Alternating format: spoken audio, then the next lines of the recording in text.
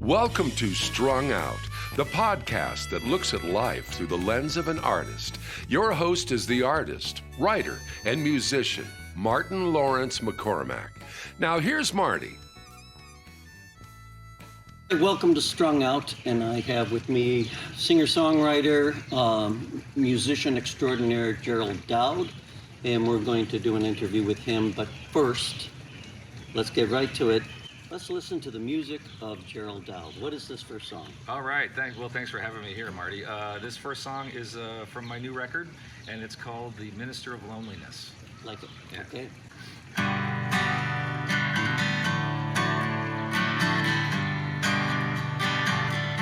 I've been talking to myself for way too long now, trying hard to change the words, but I don't know how. And every time I think I'm over you, and I'll get through the night, the minister of loneliness turns on the light. You tell me to get on with life, so easy to say, but a love with such a stranglehold won't just go away. And every time I think I'm over you, and I'll be just alright, minister of loneliness puts up a fight. Most days all I do is slowly review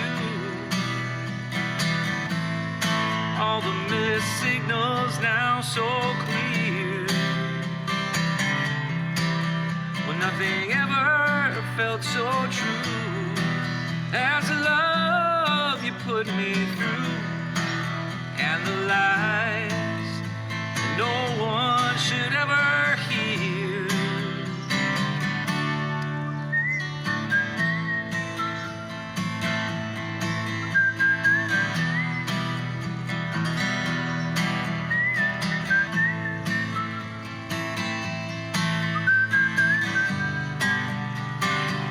And every time I think I'm over you and things are looking bright, the minister of loneliness, the minister of loneliness, yeah, the minister of loneliness turns out the light.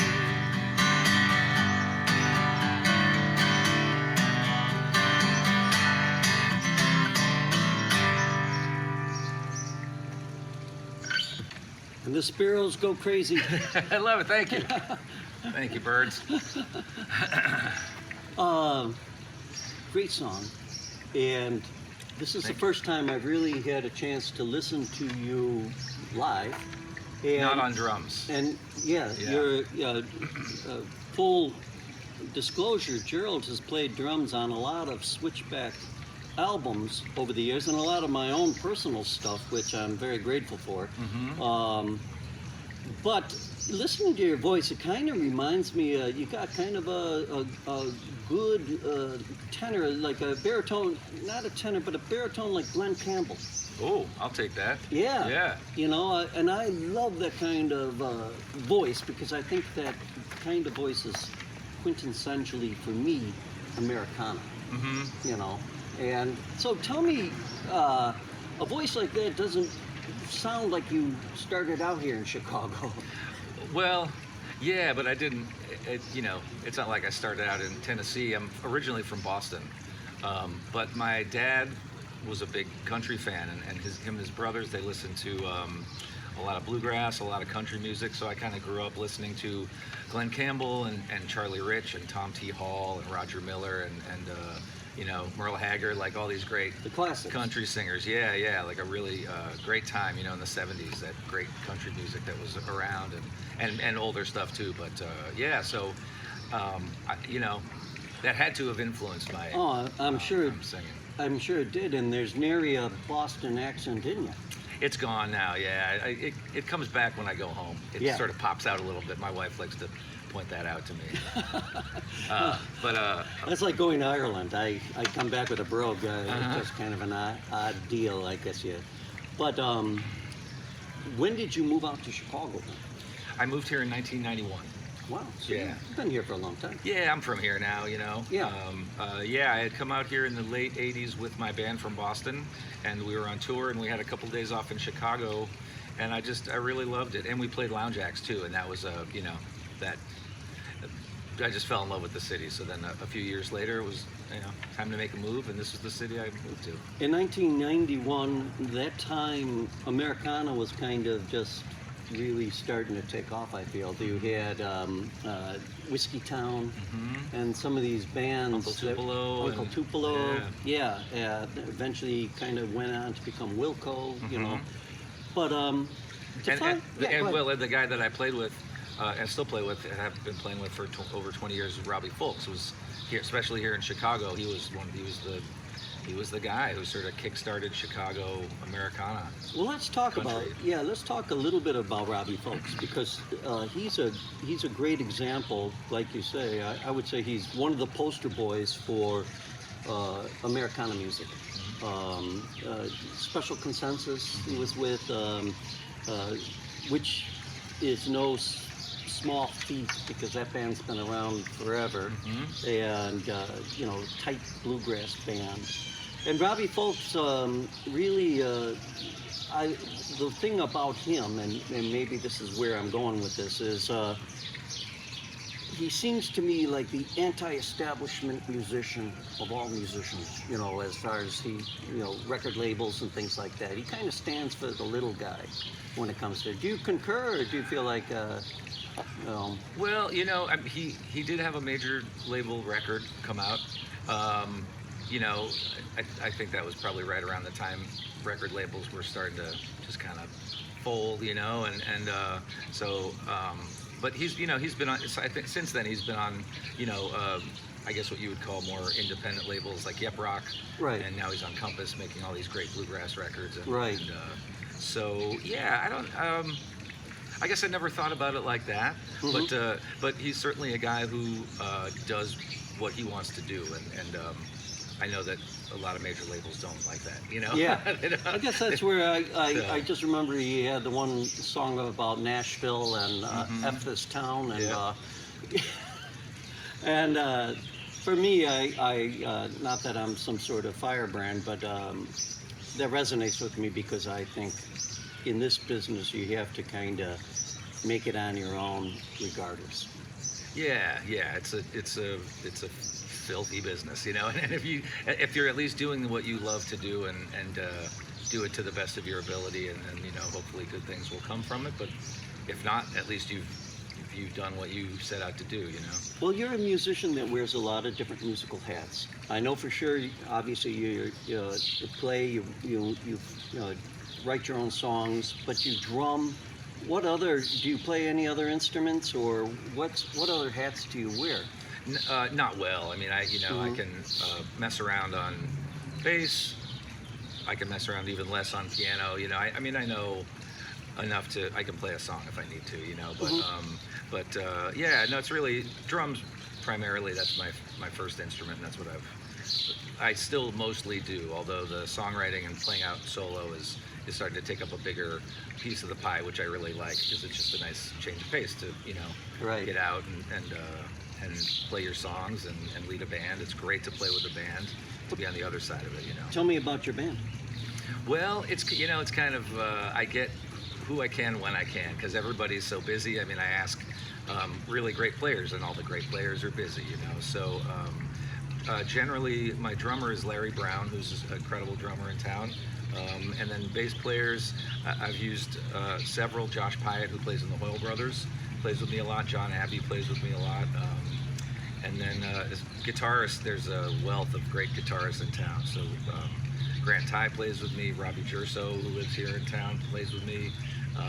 Greg Schultz, yeah, it's and so I get a band out when I can. You know, I want Right. to be able to pay guys and so guys, male and female guys, so yeah, so I don't get to bring a full band out as much as I would like to. I wind up doing a lot of solo shows, duo shows, and stuff like that. So. Well, as a guy that has played in a duo for a long time, I appreciate what you're saying. It's very tough as an independent musician to maintain a band because, like you said, everybody's gigging, and you want to pay something Right. that's a little more than gas money. Right. I was reading this BBC article talking about in England, you know, that just the one line that stuck out to me was that it's the musician that basically is paying for everything these days. Oh yeah, I saw that. Yeah, the production and Yep. and the sidemen and Promotion, and travel, and everything. Yeah. And it's funny, I know it because I'm doing it, and we're doing it with Switchback, but that just hit hard. I was like, yeah, actually, we're kind of the lowest rung in the business once it's all spent and everything, whatever comes in for you. But you've managed to do music full time. Yeah, for coming up on 30 years, I guess. I've been full time. Last time I worked a temp job was 1997, I think. So That feels good, doesn't it? it does. I mean, it's, as you know, it's up and down, and it's a struggle, and sometimes you're always having to think down the road, like how's June looking, or it's looking a little slim, but okay, now it's starting to fill in now, so it's it's not without its stressors and job related stuff, like any job, anybody's job, accountant or whatever. But yeah, I mean, I'm doing what I love to do, and I'm doing it, more importantly, doing it with great friends and people who I respect, and as people and also as musicians. Yeah. Well, I think it's great that you're tapping into these local side people that are playing with you, and I would like to hear a second song right now. Okay. And why don't you tell us what you're going to play, and play to the camera there, All right. I should probably play the title track for my new record. Not so new, it came out in August, but I guess it's still kind of new. That's still new. Okay, good. And this is called Father's Day. So we're listening to Gerald Dowd here on Strung Out, and we'll take a break after Gerald finishes. Good. All right.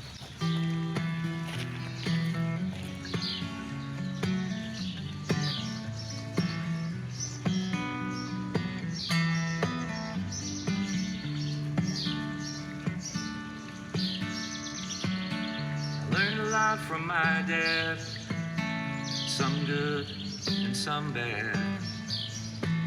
And if shades of gray were grades, I say, well, I'd be a college grad. Hey, I'd be a college grad.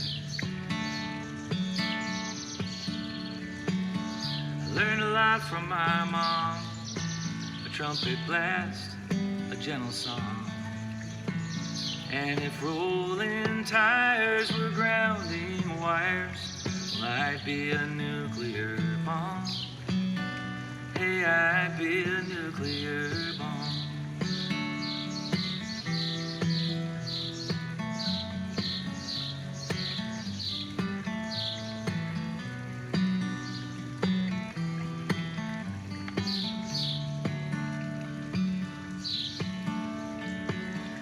Learned a lot from my wife. She turned this dull edge into a knife. And if my skin and bone had never met her stone, well, I'd have one lonely life. It'd be one sad little life.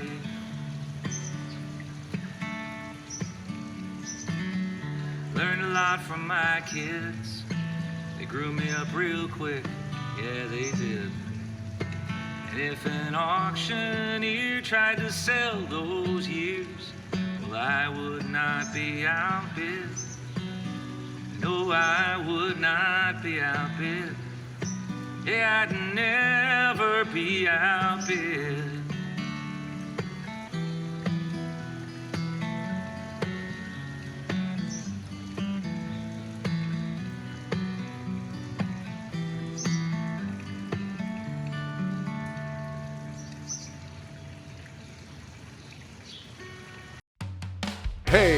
Want to show your support of Martin's artist endeavors?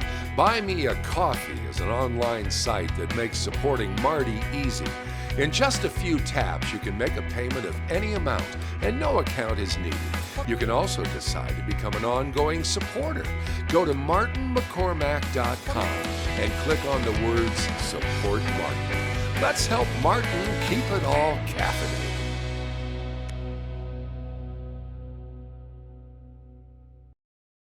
Okay, we're back with Gerald Dowd on Strung Out, and I want to ask you a question. What, in your definition, is Americana music? It's interesting. I was just talking about this with Rachel Drew, who I know you've had on the show, and it just seems Americana to me now seems like a sort of a catch-all for a lot of different stuff. It's folk, country, you know, rock, heartland rock. You know, it's got anything. You know, I think it all sort of comes down to folk music, honestly, and then I think it just kind of comes from there, from whatever walk of life you come from. But Americana to me just seems like, that's a tough one.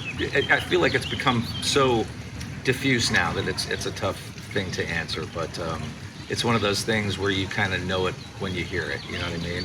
Mm-hmm. Like, oh yeah, I bet that's labeled Americana or something. You know? Right. So, right. It's difficult to put a label on it, and I guess the only way over the past I've been able to define it before we even really had Americana as a term was in terms of switchback what we weren't. I mean, we weren't country per se, we weren't Cajun, we weren't primarily Celtic, we weren't primarily rock, we weren't primarily folk, but you put it all together, then that's what you are. You get Americana. You get this Americana thing. Yeah, right. It's sort of like a island of misfit musical genre or something. Exactly. It's just whatever they can't classify you as. Let's put them in Americana. That'll be fine. Which is a good thing, I think, in some ways. But I think it really kind of underscores the independent musician. Back in the day, we would have called them folk musicians, I think. You know, and you would have had your various categories, your folk rock, your folk whatever.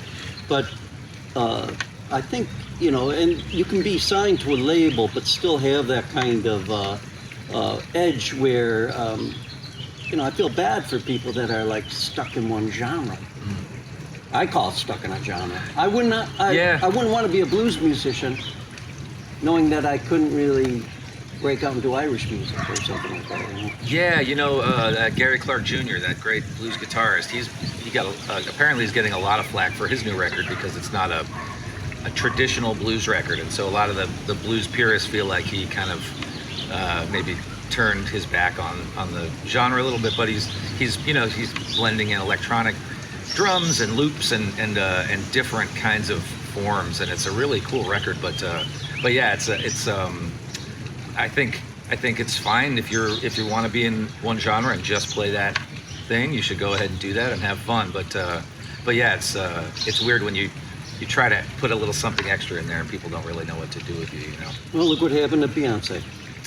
Yeah. And I think it was probably one of the best things to happen in a long time, just to shake an industry, the country music industry, that itself has morphed so far from what was, considered,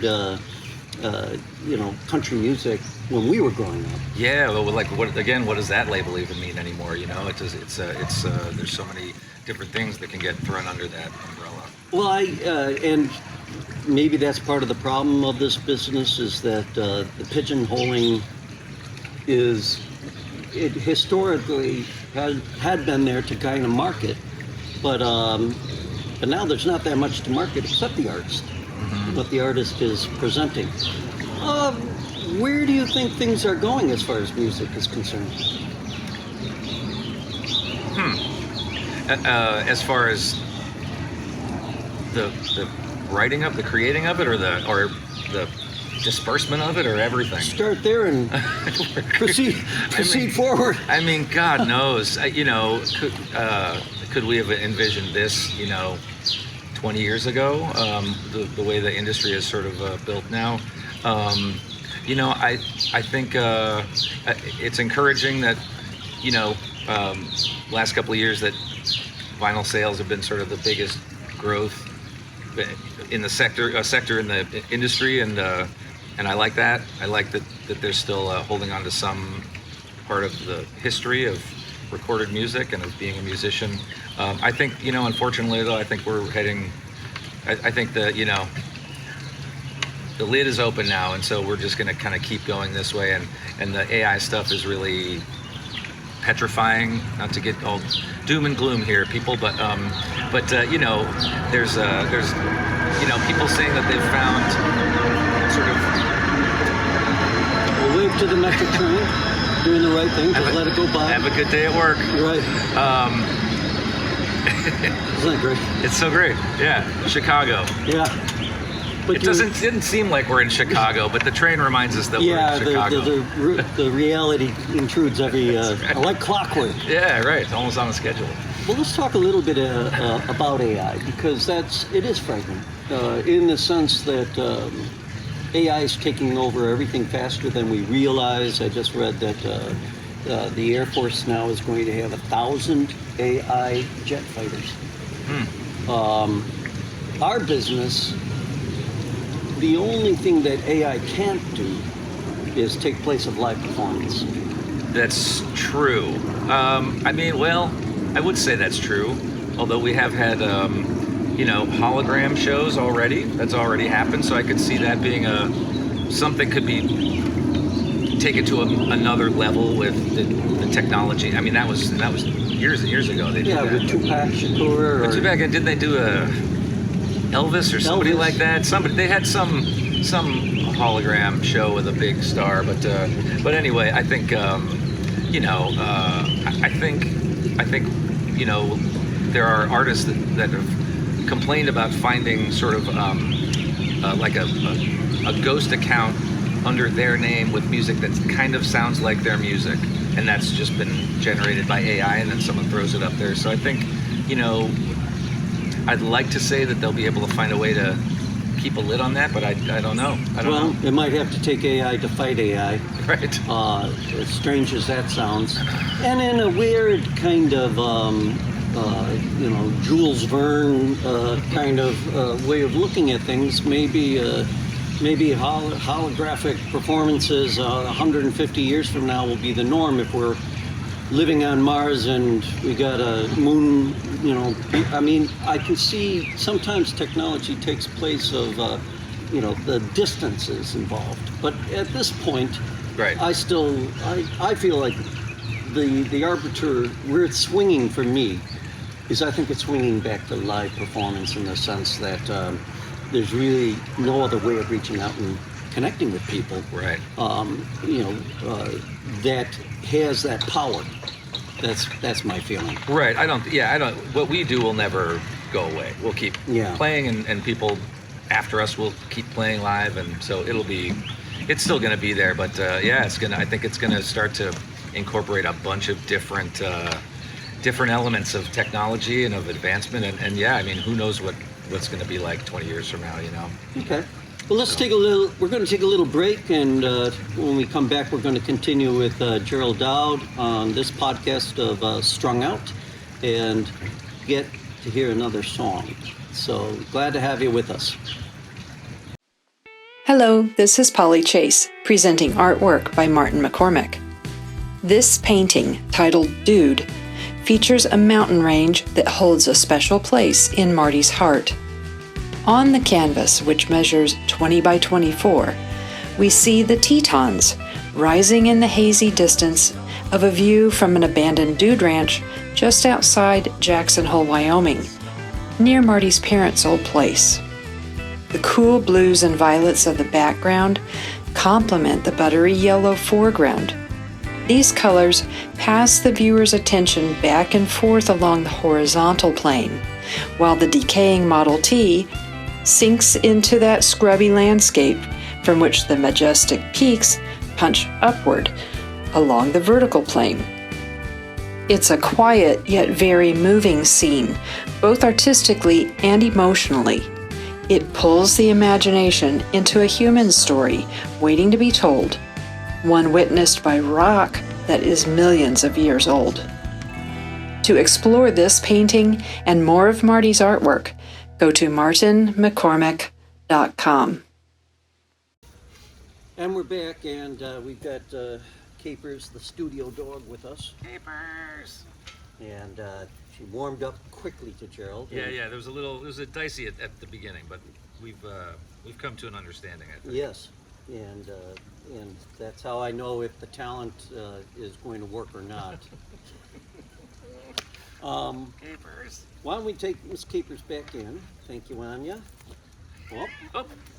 Oh, don't let You wanna me play? go. All right. Oh God, there she goes. A couple things. Let's get into that crossed my mind. Tell us a little bit just about your family. You're married, kids? Yeah, married, 2 kids, What's their 23 ages? and 15. 23 and 15. Wow. 23 and 15, yeah. And so, 15-year-old is a freshman. 23-year-old's out and doing her thing, and both love music and play it. And the older one is doing gigs around town. We have a gig coming up in 2 weeks together. Are you doing the father-daughter kind of thing, or what? Because I'm the father and she's the daughter. But it's not like we have this a band that Okay. that plays from time to time. And so What's the name of that band? It's called 16 Eyes. 16 Eyes. Yes, and it's called that because all 4 of the members wear glasses. So we needed a name, and that I was love the it. name. All right, that works. So with a couple of great musicians in town, Jackie Schimmel, who plays bass, and I've been playing bass with her in the Justin Roberts band for years and years, and Michael Mahler, who's a great everything. He plays everything, so we have a show coming up at Simon's, the 22nd of May. And is your wife a musician? Is she musically inclined or creative, or what's the story there? Well, she's very creative. She's not musically, she doesn't play any instrument, but she's a great singer, and she's just a huge music fan. And so, we there's a lot of music in our house all the time. Great. So so. I really love that you know your way around this town with the various clubs. So, for those that are watching this, that are aspiring musicians, tell us a little bit about some of the clubs that you enjoy playing. Well. And why? Pick your top 3. Top I'll 3. make it even tougher. Okay, well, we were just talking about Fitzgerald's, and that's, technically in Berwyn, but it's close enough to Chicago. Sure. And that's, I play there all the time. I think I'm down there probably a half dozen times a month sometimes. And I just love it because I've always loved it, and I kind of grew up there, playing with everybody. And Bill and Kate were just great. And now the new owners are fantastic, and they're doing a great job with it. And so I love playing there. I love playing, let's see, on the spot now. There's a bunch of places. Well, the first places that are coming to mind are out of the city, but That's okay. Space in Evanston is great. I consider that Chicago. Yeah, basically Chicago.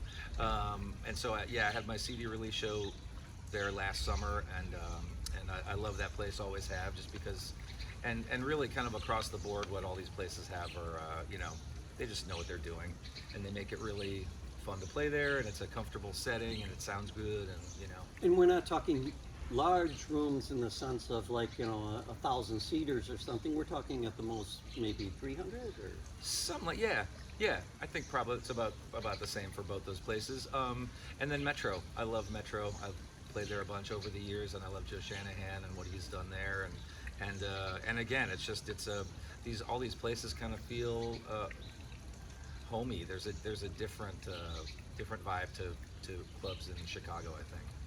What is this song? This song, well, you know what I'm gonna do? I hope this isn't isn't cheating or anything. So I run a songwriter series at Fitzgerald's every fourth Thursday of the month. It's called Song of the Month Club. Oh, great. And the idea of it is that I have a guest, a different guest every month, and myself and the guest each month have to come with a new song written just for the show. And so I wrote this song last month, and I've just been kind of enjoying singing it. So you can't find it anywhere, even if you wanted to, which you might not. But I thought maybe I'd bust this one out. How can people get into this? Or is it the kind of thing where you're bringing in a guest songwriter? Or Yeah. Okay, I bring in a guest songwriter. We got to have you come in here and do that sometime if you're game to do it. I'm totally game. Okay. Yeah. So it's been really nice. We just had the 2-year anniversary, and so I've got, songwriting, as you know, can be difficult. Sometimes it comes easy, but most of the time it doesn't for me. And so what this has done is forced me with the deadline to write at least a new song once a month. So I've got a couple dozen new songs for the last few years, which is for me a lot. Well, this is the perfect springboard into our next podcast, where I want to get into a little more of the creative elements of your songwriting. Let's make sure we got your website so people can get your music and come see you perform. What is it? It's just GERALDDOWD.com. Nice and easy. Nothing okay. tricky, yeah. GERALDDOWD.com. You'll get that in the notes on the podcast, the audio version, and you've probably seen it by now if you're watching this on YouTube. Let's listen to Gerald Dowd. What's the song called? It's a new song. It's called Skeleton Key. Excellent. Gerald Dowd, Skeleton Key.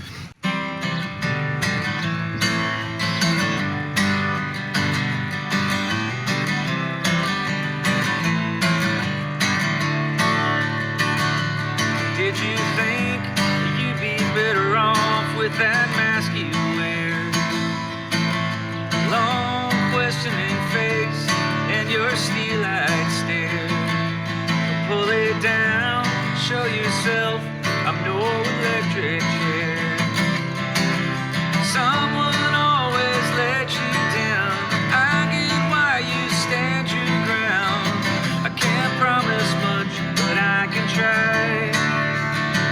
So turn your skeleton key. Don't turn away from me.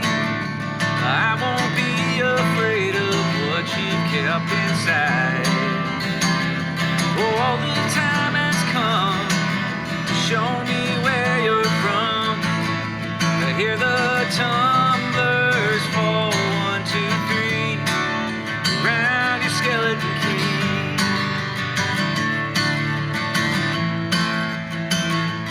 Hey, that smile across your face, it looks borrowed.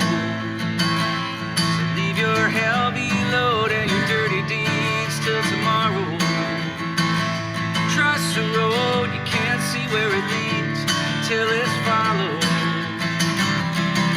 I'll show you what you've never seen. It's not too late for what could have been. Put down your dukes for just a while. Turn your skeleton key. Let those memories free of every single broken promise you've been made. All the time has come to feel more than numb. To hear the tumblers fall 1, 2, 3 around your skeleton key.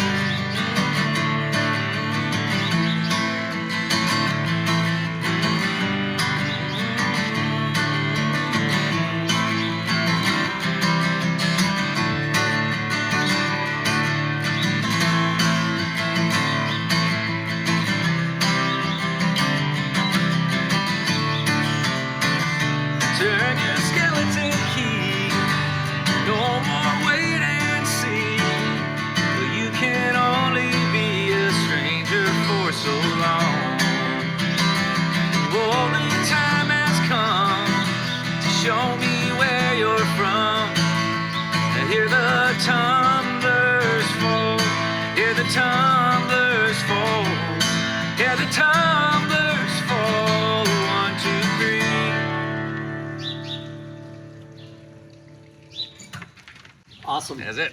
Gerald Dowd, nice cold ending there. The Gotta question love mark, those. as somebody told me. Yeah. I love them. All right, thanks for watching and listening, and we'll catch you next time. Bye-bye. Thank you for listening. For more information about this show or a transcript, visit martinmccormack.com. While there, sign up for our newsletter. See you next time on Strung Out.